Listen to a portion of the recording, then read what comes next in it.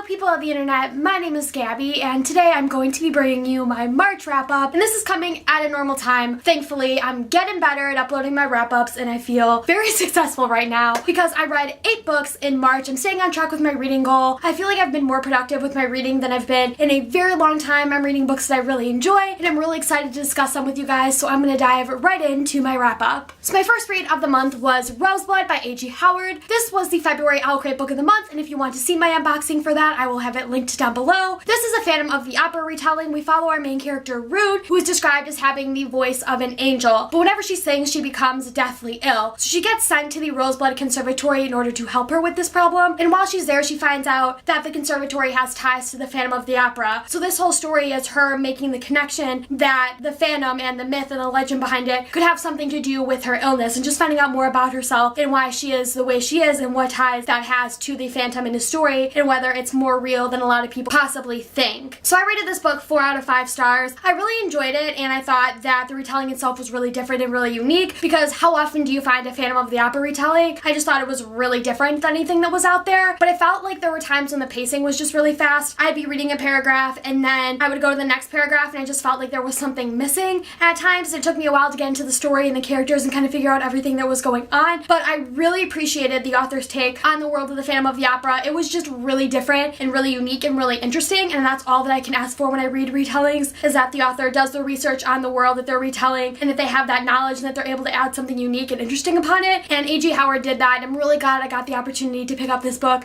So thank you so much, OwlCrate, for giving me this opportunity, because I really enjoyed picking up this story. So my next read of the month was Morningstar by Pierce Brown. This is the third and final book in the Red Rising trilogy. If you haven't heard of this trilogy, obviously I can't discuss this third book because of spoilers, but the initial premise, we follow our main character, Darrow, who is a red in this color caste system that takes place on Mars. And so he's having to work really hard, doing a whole bunch of jobs that are really dangerous for a 16-year-old, also while having to take care of his wife. And so him and his wife get into some trouble, and then through this he ends up being brought to this red rebellion group called the Sons of Ares, and their goal is to take down the golds, which are the highest color in this color caste system, and break down their way of ruling and domineering over all these other colors in the system. They want Darrow to be the leader of this rebellion, so he gets put through this process called the carving that turns him into a gold, and now he has to infiltrate the gold system through their educational school that they have for teenagers. And so now he's befriending all of these golds, people who are completely different from him and despise people who are of his color. So it's sort of him having to go through this entire process of remembering who he is, his colors, what he's fighting for, while also having to ally himself with people who are the exact opposite of everything that he fights for. So just this whole juxtaposition there, and him going through that entire process of starting the Civil War and trying to reform the way that the golds rule over all of these other colors. So this trilogy, if there's one word that I would use to describe it, it would be all-inclusive, and that is in terms of the writing style. I feel like Pierce writes stories that include everything that you could possibly want, and this will be something that I'm discussing more because I'm going to be doing a trilogy review of Red Rising that'll be coming very soon.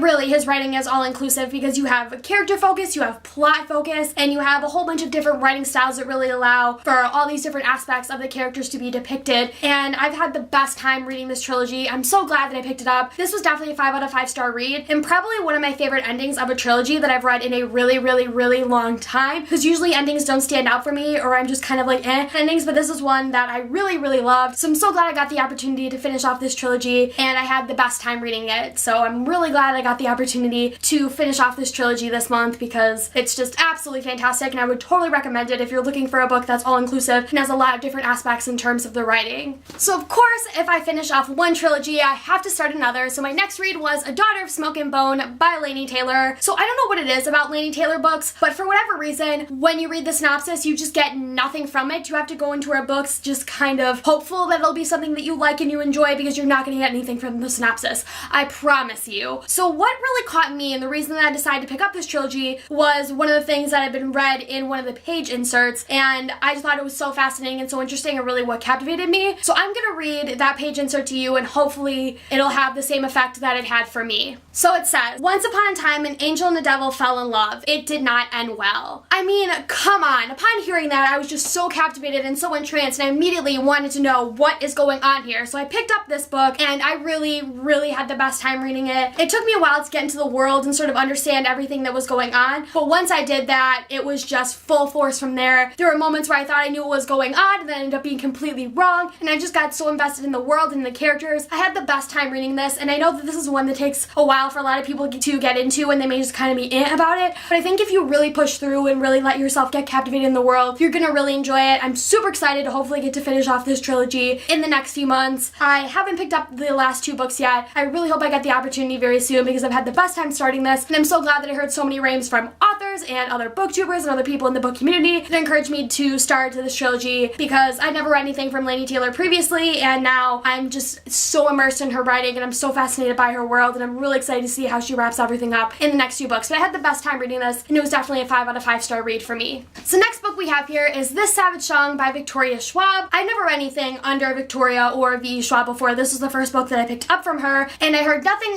but good things about it. I just heard that it was really different and really unique and just was really refreshing in terms of YA books, and that was something that I've been looking for as I just finished A List of Cages, and I felt that it really fit in that realm as well. And so to find a fantasy or a dystopian kind of story that has those types of elements, I was immediately all in for it. If you haven't heard about this book, we follow 2 different characters, Kate and August. And August is a monster, Kate is a human, and we're living in a world where there's an alliance between monsters and humans, and Kate and August are the children of feuding families that have different ways to go about handling this alliance. And so when they get brought together through circumstances, they sort of form this friendship in order to allow themselves to survive through this entire world where the alliance between monsters and humans is sort of crumbling. I really had the best time reading this. I thought it was so refreshing that we got to see a friendship between Kate and August rather than a romance, especially because you could kind of get Romeo and Juliet vibes from reading the story because of the feuding families type aspect. I just really enjoyed reading it. I thought that all of the monsters in the story were depicted really well, and it was just really interesting to read because it was very different than anything that I'd ever read before. And I was just paging through this as I started to get towards the end, just immersing myself because it was like plot twist after plot twist and there's things that I didn't see coming, and it was just so fantastic. There is a second book that is coming out this summer that wraps up this duology. I'm super excited to get that and figure out what happens with this world, how everything wraps up, because I was just so immersed in it, and I'm so glad that I finally picked this book up because I had the absolute best time reading it. I finished it like 1 in the morning and I immediately wanted the next book, so I can't wait just a few months to get the final book in this duology and hopefully see how everything wraps up. So next book we have here is The End of Oz by Danielle Page. This is the 4th and final book in the Dorothy Must Die series, and I, like a lot of the books that I read this month, had the best time with it. It was so fun to get to see this world wrap up and see how Danielle decided to conclude everything. I've really grown attached to this world in the past year since I've picked it up, and I just thought that even picking this book up and this series up from the very beginning, it was so unique and so different and just so fun. And I really loved how the writing is just conversational and you feel like you can really connect with the characters and just have a lot of fun with it. I think Danielle is just a really amazing author, and I'm kind of sad to see this world wrap up, but it definitely is left open-ended, and I feel like there's possibly more that could be explored to this world, which would be interesting to see if Danielle would do that or not. Of course, that's totally up to her discretion, but I'd love to get to see more from this world if she's willing to write it. And I also loved a lot of the creative decisions that she made in writing this book, which are things that I think you kind of need to go into and just sort of figure out as you read. It's not something that I want to spoil because I thought it was just really exciting when I read it myself, not knowing that there was a certain writing feature that was going to appear in this story. And I just love the retelling of The Wizard of Oz. I feel like it's so different and something you just don't really see out there that often. I love how she takes the world of Oz and just flips it on its head. I've had the best time reading this series, and I'm really sad to see it wrapped up. I'm excited to see more from Danielle as an author, and I'm really glad that I got to pick up this series and conclude with the final book this month. So next book we have on the list is Unfiltered by Lily Collins. No shame, no regrets, just me. So this is Lily Collins' new memoir, and in this book she discusses her eating disorder, her parents, her past relationships she's had with significant others, her relationship with food, tattoos, and just talks about herself. And I feel like this book is really inspirational and really uplifting, and not only does she make it accessible to herself and, you know, the own things that she goes through, but you can connect to it as a reader and get a lot of advice and inspiration from it. So if you're looking for something uplifting, I would definitely recommend this. I've fallen in love with Lily Collins ever since I saw the Mortal Instruments movie and just watching a lot of things that she's in. She's just so inspirational and so lovely, and I loved getting to read this from her. The minute that I found out that she was coming out with a memoir, I immediately went to Goodreads and hit that to read button because I've just been so excited for this, and I thought that would be just the best read. I really don't read a lot of memoirs, but I want to now, especially reading this, and I just loved getting to find out more about her and getting a little bit of a glimpse into her life and just getting to be inspired by her work and the things that she's writing. And it was really uplifting for me, and I'm just super glad that she wrote this book, and I hope that a lot of people get as much out of it as I did because it just really is inspirational. That's the one thing that I would say would describe this book. So if you're looking for something something like that that's inspirational and that's uplifting, I would definitely recommend Unfiltered.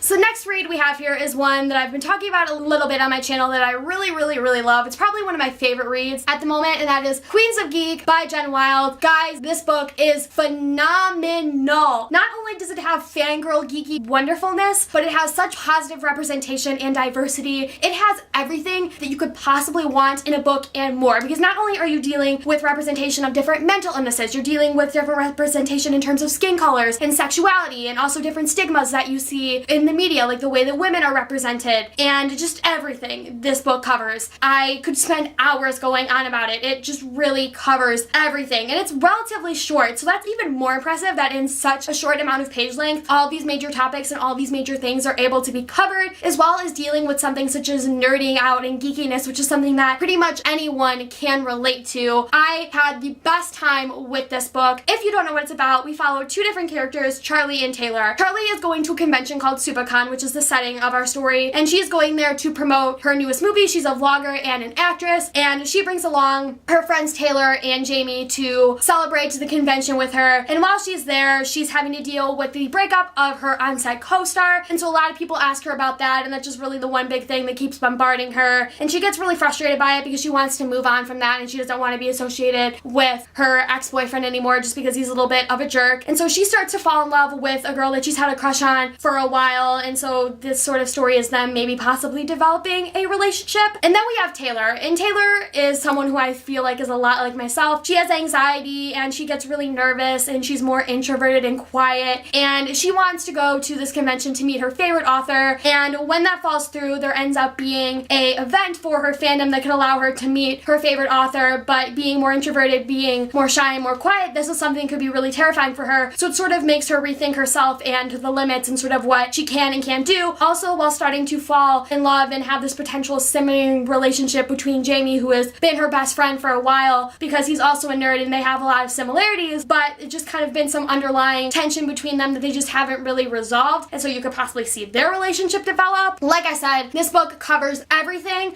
I've had the best time reading it. If you're looking for a book that has positive representation, loads of diversity, and fangirl geeky wonderfulness, this would be the book for you. I feel like not enough people are talking about it, but this was a 5 out of 5 star read for me. I have a Goodreads review that I will link down below that pretty much discusses all the reasons why I love this book a little bit more in depth. I'm just so happy that this book covers everything and that there's really something in it for every reader. It's the absolute best. I want everyone and their mother to read this book. Totally encourage you to pick it up if you sound interested at all, because it's such a fun read, and I would have read it in one sitting if I had the time, but I just breezed right through it and just fell in love with the world and the characters and everything, and it was just so relatable. And I'm gonna shut up now and move on to my final book, but really, I loved this. And so finally, we have Carry On by Rainbow Rowell. I have been wanting to read this book for forever, and I've just never gotten the opportunity to pick it up, so I picked it up at the end of 2016, and I'm finally reading it now, and I'm so glad that I picked this book up. I really enjoyed it, but not as much as I thought I would have. Like, I really enjoyed the characters and the world, and I was really intrigued as if we started to get towards the end of the story, but I feel like it would have helped a little bit more if I had just recently read Fangirl and then maybe went and picked this book up, because I just wasn't as attached to the world as I was when I first read Fangirl. But I really did love all the characters. It was just a really fun story, and I could see how this would be like a child's classic, or sort of be like the Harry Potter of Kat's world, and I could see how she loves the story and the world so much, and I really enjoyed it. It was a really fun read, but I don't think it's gonna be something that sticks with me as other books have, but I still loved this nonetheless. I just thought that it was just a really fun read. You have this sort of Harry Potter vibe, although I wouldn't compare it to Harry Potter at all because they're both very different. And it was a very fun read. I loved it. I just loved all the characters and everything. Overall, Carry On was a really great way to end my month of reading for March, and I'm really glad I got the opportunity to pick it up. That's pretty much it for my March wrap up. I read so many fantastic books this month that I can barely carry them and have them all in frame. My favorite read of the month definitely has to be Queens of Geek. I just love all the diversity and the representation in this book, as well as the geeky fangirl wonderfulness. It just was everything I could have possibly asked for and more, but I really loved everything that I read this month. It was such a good reading month. If you guys want to comment down below what your favorite read of March was, let me know. With that being said, thank you guys so much for watching, and I will see you next month with my April wrap up. Goodbye!